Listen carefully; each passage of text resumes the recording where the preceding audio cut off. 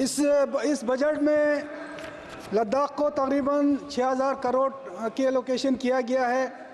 तकरीबन इतना ही पिछले बजट में भी इतना ही एलोकेशन किया गया था, लेकिन इसको रिवाइज टाइम पे इसको 4500 करोड़ तक जो है इसको महदूद किया गया।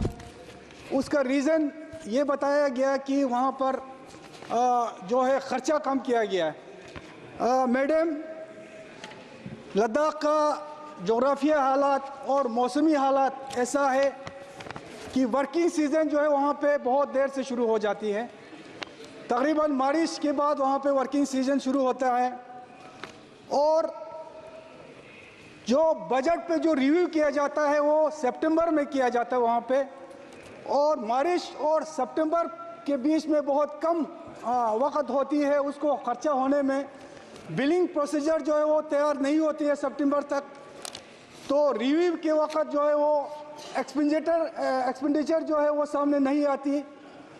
ये जो इशू है मैंने ऑनरेबल फाइनेंस मिनिस्टर साहिबा के सामने भी रखा था।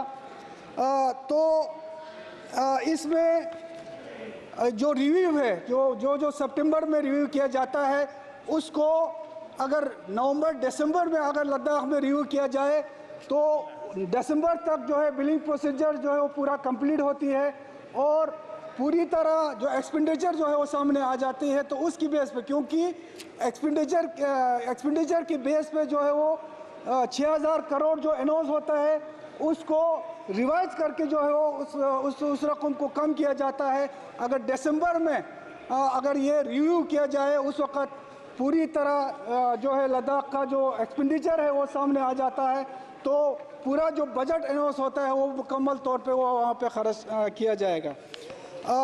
दूसरा, इसके अलावा मैडम, लद्दाख में लद्दाख ऑटोनोमस हिल डेवलपमेंट काउंसिल है जो एक वाहिद संस्था है, वाहिद एक सेटअप है जहाँ पे ग्रास रूट लेवल से आवाम के चुने हुए नुमाइंदे जो है उस काउंसिल में आके ग्रास रूट लेवल का जो है प्लान वहाँ पे तैयार किया जाता है।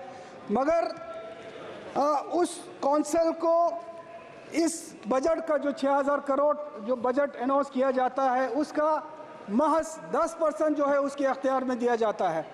तो हमारी डिमांड है कि ऑटोनोमस हिल डेवलपमेंट काउंसिल को कम से कम 40 से 50% जो बजट है उसकी उनके अख्तियार में दिया जाए।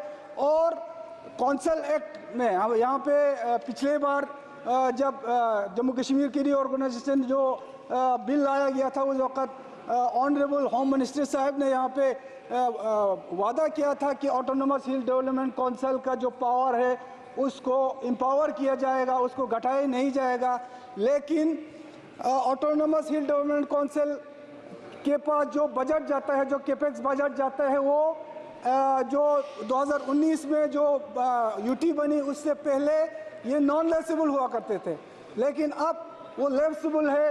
तो हिल काउंसिल को तकरीबन 40-50% इस बजट का उनको दे के उसको नॉन लेसेबल बनाया जाए। ऑनरेबल मैडम, आज यहाँ पे एम्प्लॉयमेंट पे काफ़ी बातें हुई। यहाँ पे कहा गया कि ये जो बजट है ये एम्प्लॉयमेंट सेंट्रिक बजट है, लेकिन आज लद्दाख में अगर सबसे बड़ा चैलेंज है, सबसे बड़ा मसला है, सबसे बड़ा परेशानी है तो वो बेरोज़गारी की है।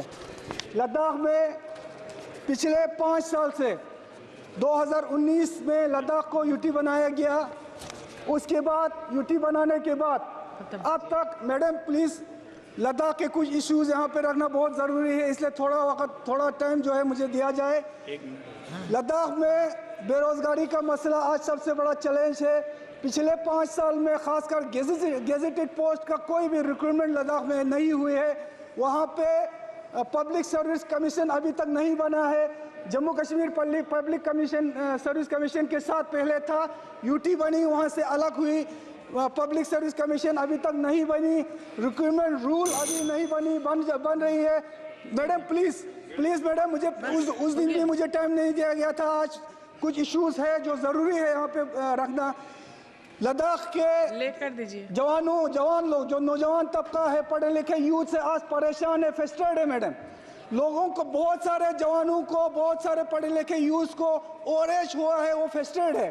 आज लद्दाख में जल्द से जल्द रिक्रूटमेंट सिस्टम को जो शुरू किया जाए, पीएससी का गठन किया जाए। अगर लद्दाख को अलग से पीएससी देने में मुश्किलात है तो जम्मू कश्मीर पीएससी के साथ रखा जाए और जल्द से जल्द रिक्रूटमेंट शुरू किया जाए। और रिजर्वेशन 80% की बात पिछले हाई पावर कमेटी के गवर्नमेंट के साथ मीटिंग में हुई थी। 80% रिजर्वेशन वहाँ पे मिलना चाहिए और एलआरसी मैंडेटरी होनी चाहिए। ये लद्दाख की परेशानी है, बहुत सारे इश्यूज है मैडम।